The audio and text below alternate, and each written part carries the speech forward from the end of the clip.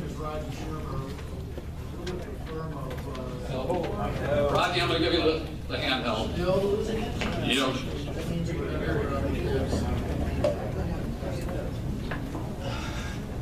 Okay, my name's Rodney Shermer, and with the law firm of Stolten Family, we have offices in Grand Haven and in Holland.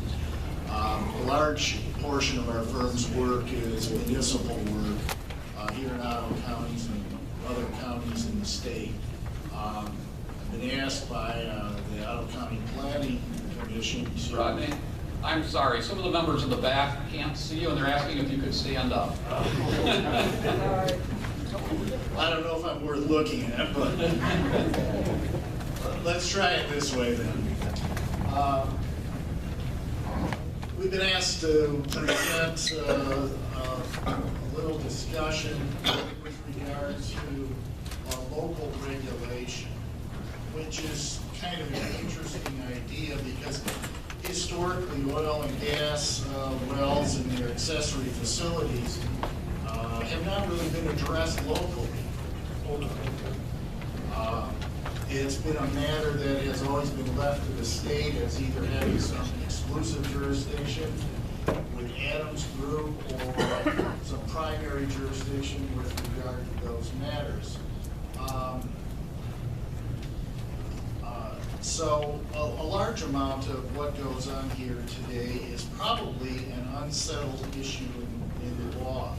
Let me ask first of all, how many township, village, city members do we have here in the audience?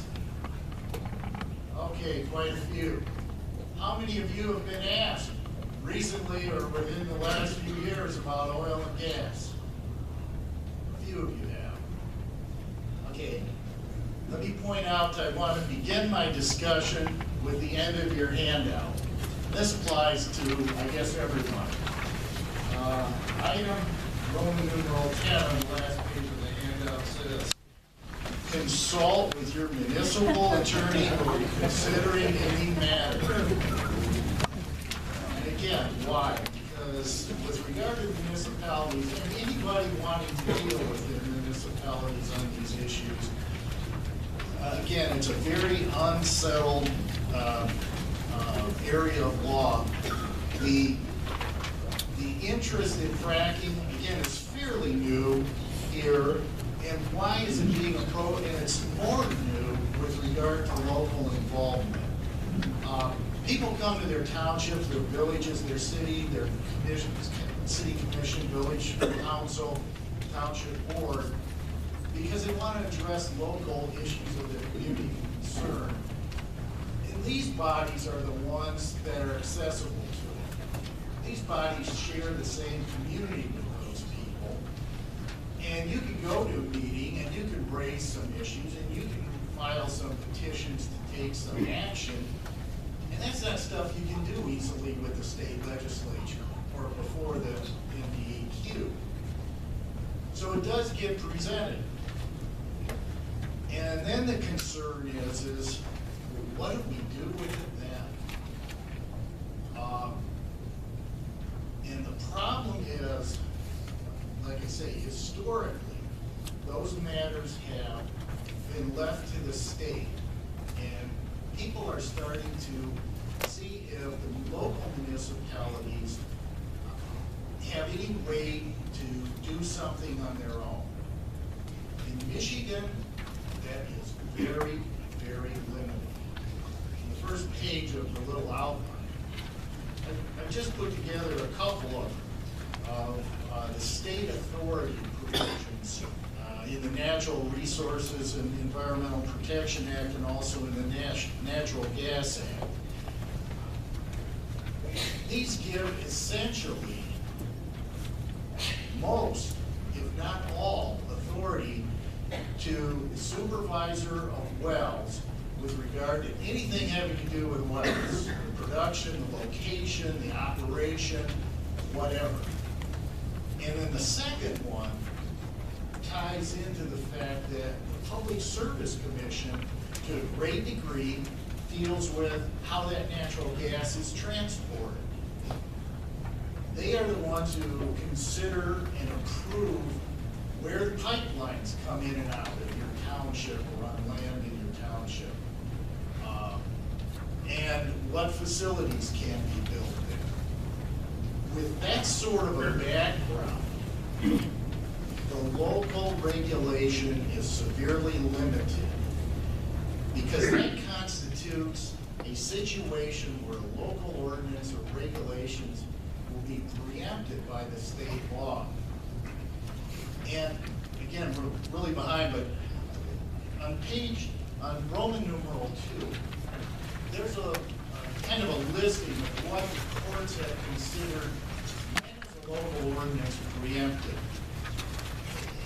I won't spend a lot of time to go through there, but there are some places, like the first one that says, where state law expressly provides that the state's authority to regulate a specific area of the law is to be exclusive.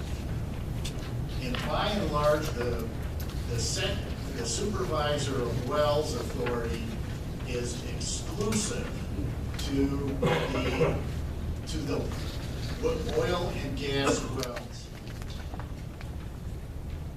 And then the second and the third are other ways to do it, where the state regulation essentially occupies the field of regulation.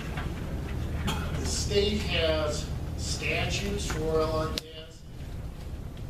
transmission for natural gas, and each of the Public Service Commission and the Department of the MDEQ have rules and regulations that they've adopted for those.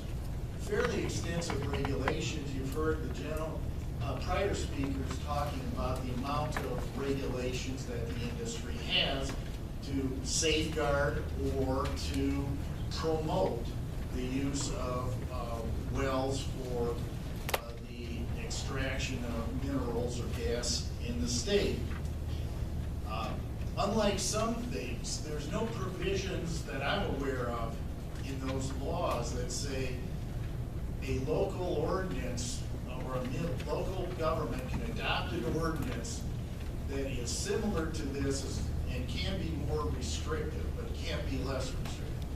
Now, some of you around here who are municipal members who live along, whose communities are along the lake, you'll remember there was a Critical Dune Act that some of you operated under for a while.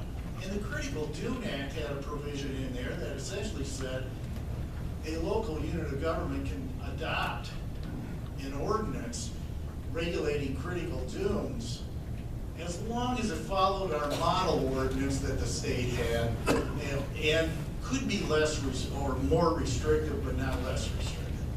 Nothing like that is in any kind of this language that indicates the state has considered under these provisions of preemption that local units can govern.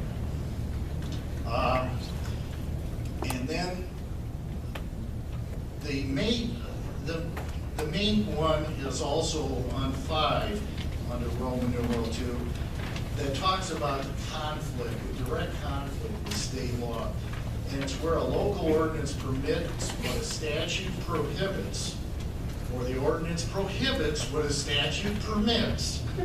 The ordinance loses because state law is higher. Now, there's a couple of ways that people may look at this in terms of, well, how, if we can, do we regulate? And one of them is a zoning regulation. In Roman numeral 3 there, I've quoted the provision, the applicable provision from the Michigan Zoning Enabling Act. And that essentially says that a county or a township shall not regulate or control the drilling, completion, or operation of oil and gas wells, and shall not have jurisdiction with reference to the issuance of permits for location, drilling, completion, operation, or abandonment of such wells. So those of you who are out here with counties and townships, be advised that and you have been, this is nothing new. The Township Rural Zoning Act for years had this provision in it. So this is nothing new. You have no jurisdiction to zone with regard to wells. And you notice that it talks about counties and townships. Cities and villages are not expressly preempted. With regard to the counties and township, that's a preemption under Roman numeral 2:1. That's express. With regard to the cities and villages, there's a question there because they aren't included. Can the city of Grand Haven, can the city of Zeeland or Holland, can those municipalities zone out oil wells? Now, that's an interesting question, and one of the things that's unsettled in the law, because it still could fall under either one of the other bases for saying it's preempted. That the field of oil and gas regulation is totally occupied by the state, or it demands exclusive state regulation in order to have a uniform application of the laws across the state to foster the state's interests. Also, even if you're a city or a village and you have the ability to zone, or you want to try and take it, the city and village people who do zoning work here also know that this Michigan Zoning Enabling Act does not allow you to exclusionary zone, to in effect say you can't have this particular use anywhere within a municipality unless there's a very substantial reason for it and that's available elsewhere. The most important thing is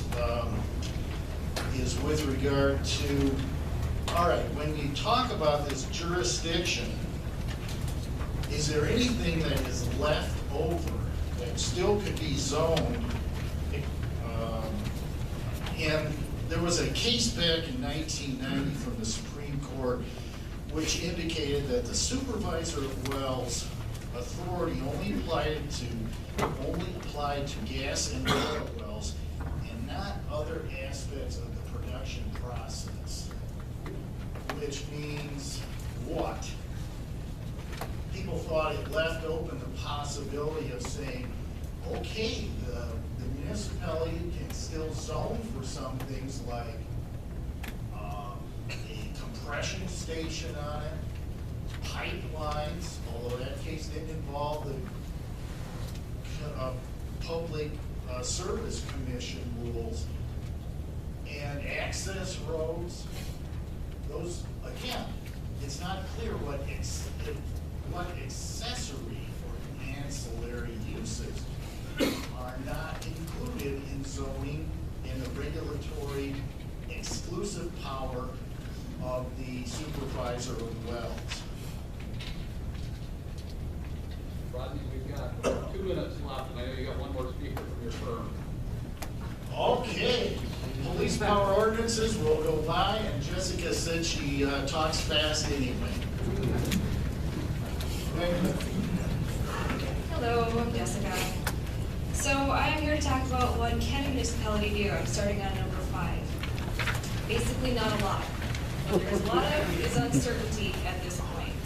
There are 2 areas, and I'm going to go fast here just so we can get through it, but you have the handout.